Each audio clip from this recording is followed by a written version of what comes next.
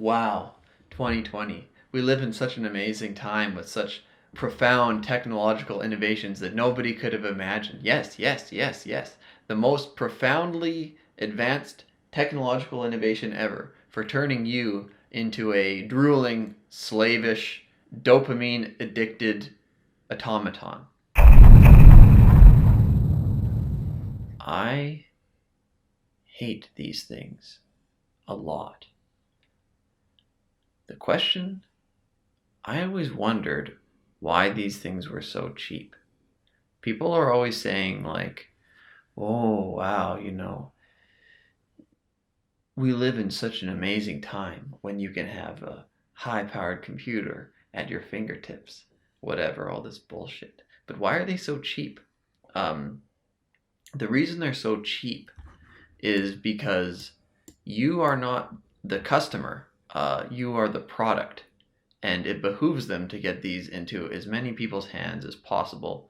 And the reason is that the economy is not like a simple capital economy. The modern economy, if you look at the models of the largest, most successful new technology companies, is a attention economy. And in the attention economy, you are the product, as in you are a attention unit that is to be harvested. And so, yes, actually, this is one of the world's most amazing technological innovations. But it is not an amazing technological innovation to improve your life. It is the world's most amazing technological innovation to harvest attention from people. And that is done in ways that are not good for you. So these things are very complicated to make. They have very expensive parts, microprocessors, advanced screens, wireless technology, tons of research, huge amounts of production budget for their manufacturing facilities. If you think that this is complicated, you should see the machine that makes it is much more complicated than this by many orders of magnitude. And so, yeah, wow, wow, 2020. We live in such an amazing time with such profound technological innovations that nobody could have imagined. Yes, yes, yes, yes. The most profoundly advanced technological innovation ever for turning you into a drooling, slavish, dopamine addicted automaton. So, it's fucked. I mean, okay, the last thing you can say is if you look at the behavior of the top people, the people who actually make these and populate them with their apps, they either don't have one at all or they use it in a very profoundly different way than ordinary people do.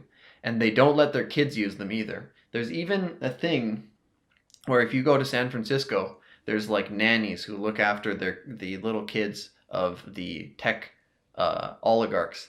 And they will spy on the nannies, and there was a Facebook group where all of these tech people would take pictures if they saw a nanny out with kids who had a cell phone and she was just using it on her own, and they'd say, "Whose nanny is this?" So that they would rat each other out, so that they would always know if you're not around. Not only are your kids not using technology with their nanny, but their nannies aren't using them either. So this should really give you pause. So, very bad, very bad. So what do we do about it? Well, I've compiled a short list of things that we can do. This is not an exhaustive list, and I think that that's okay because probably maybe only one or two of these will stick with you. And the most important thing is really to always stay vigilant with technology. The modern devil is cheap dopamine, as Naval says. And so what that means is one of the tasks that we are all rested with in the modern world is a continued vigilance with regards to how the cheap dopamine is fucking you. So you will always have to pay attention. So the first thing is, with regard to the kids, don't let your kids have these things. Or if they do, you have to be very, very careful because it's not a product for your kids to own.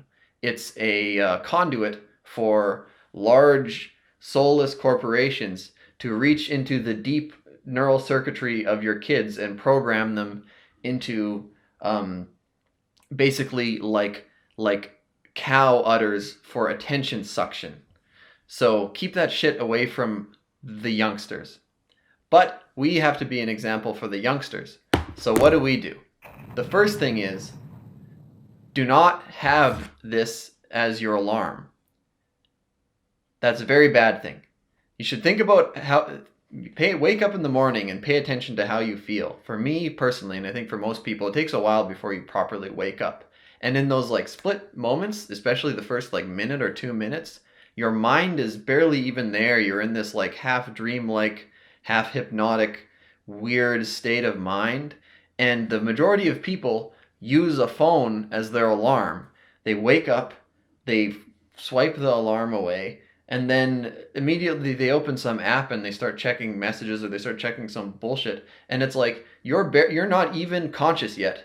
You're in the most hypnotically suggestible state possible, and you're already plugging yourself into this like control apparatus. That's very fucked up. That's like terrifying, dystopian, and weird. So don't do that. Instead, get like a classic shitty alarm. Or you can do what I did, which is a little bit more complicated. And I took an old phone, which has no data on it. It has no internet connection. It doesn't have the Wi-Fi password or anything like that. And I just use it for an alarm, and I use it for, well, I used to use it for a meditation timer, which I don't do anymore, but that's what I have. And you can change the alarm sounds on it, was sort of the bonus that I wanted, whatever. But this is not necessary. You're probably better off just getting a regular alarm. The second thing, wear a watch. These are simple ideas. Because the problem, people say, okay, well, I use my phone for time now. Well, there's a bit of an issue with that, because what do you do when you check the time? You check, oh, I got a message from Jimmy Joe, and then you check and you read his message, and then you end up on Twitter or you end up on Instagram, and then you're scrolling Instagram, and like I don't know exactly what fraction of the time for different people. Maybe the people who are the most trained, maybe 1 in 10 times they end up scrolling, and the people who are really fucked are like most blasted, brain blasted dopamine addicts. Probably half the time they check, they just want to know what time it is, and then they end up spending 30 minutes scrolling whatever and like destroying their brain. I don't know, like sucking the juice out of their head and delivering it to Mark Zuckerberg or somebody. So the nice thing about a watch is that it doesn't do that. So you can know that you'll never accidentally end up getting drawn into phone time or something like that when you want to check. Just know what the time is, which is ridiculous. And then also, I have a countdown timer on here, and I use this as a meditation timer. Many people use a phone as a meditation timer, which is like, it's good to meditate, and if that's what you have to do, whatever. But maybe it's better to not use a phone for meditation. I would recommend that you don't connect those things. People should understand there's a lot of irony of using a phone to meditate. Whatever. Another thing that you can do with your phone is many phones have a black and white mode. My phone is in black and white, and I use it in black and white mode. Now this can be turned off with like a triple press of the button if I want to watch a video or something like that, but mostly it's in black and white mode.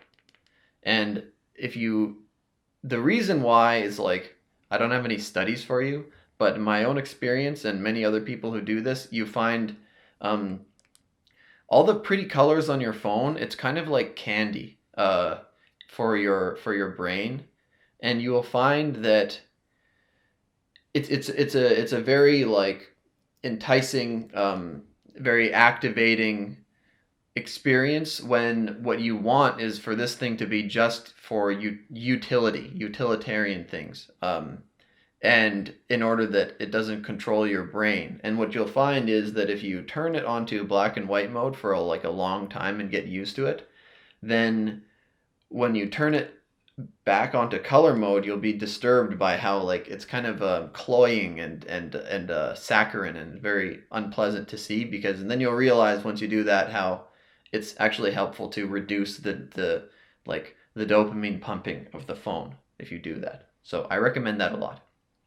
Another one, this one's a bit more complicated. Delete your games. You shouldn't have any games on here. I'm not an authority. Like, look, do what you want to, but I would say you should delete your games. And also, uh, I don't even have like I use Twitter too much actually, but I don't even have Twitter on my phone, and I even have a web browser blocking software on my phone web browser that doesn't let me use that. So I don't have apps on here that I use for fun. I just have this thing so I could message people, and that's it. So I would recommend you do that. Now, maybe you won't do that, whatever. But I would recommend it.